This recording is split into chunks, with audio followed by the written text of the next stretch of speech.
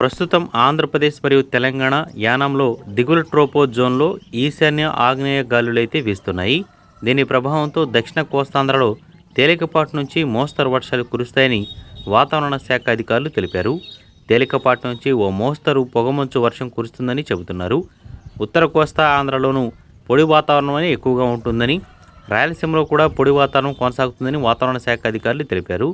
1-2 చోట్ల పొగమంచు కురిసే అవకాశం ఉందన్నారు. దక్షిణ కోస్తాలో కూడా పొగమంచు ఏర్పడే అవకాశం ఎక్కువగా ఉందని అధికారులు అయితే అంచనా వేస్తున్నారన్నమాట. వచ్చే నెలలో మాత్రం 2-3 రోజుల పాటు వర్షాలు అనేవి కురిసే అవకాశం ఉన్నట్లు వాతావరణ శాఖ అయితే ముందుగా అంచనా వేస్తుంది. ఆగ్నేయ బంగాళాఖాతంలో ఒక చిన్న అల్పపీడనం అయితే ఏర్పడింది. దీని ప్రభావంతో కొన్ని ప్రాంతాల్లో మాత్రం చిరుజల్లులు పడే అవకాశం లేదా తేలికపాటి మోస్తరు వర్షం పడే అవకాశం ఉందని అధికారులు అయితే అంచనా వేస్తున్నారు. ఇక తెలంగాణ మరియు ఆంధ్రప్రదేశ్ రాష్ట్ర వ్యాప్తంగా చలి తీవ్రత అనేది ఎక్కువగా ఉంటుందని, అదేవిధంగా రాబోయేది ఎండాకాలం సీజన్ కాబట్టి ఎండలు కూడా తీవ్రత ఎక్కువగా ఉంటుందని వాతావరణ శాఖ అయితే అంచనా వేసి పేర్కొనింది.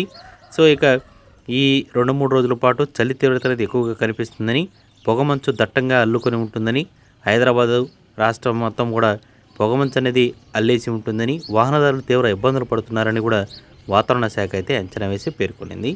ఇక అదేవిధంగా ఏపీలో కూడా వాతావరణం అనేది పెనుమార్పులు ఉన్నాయని అంచనా వేసింది.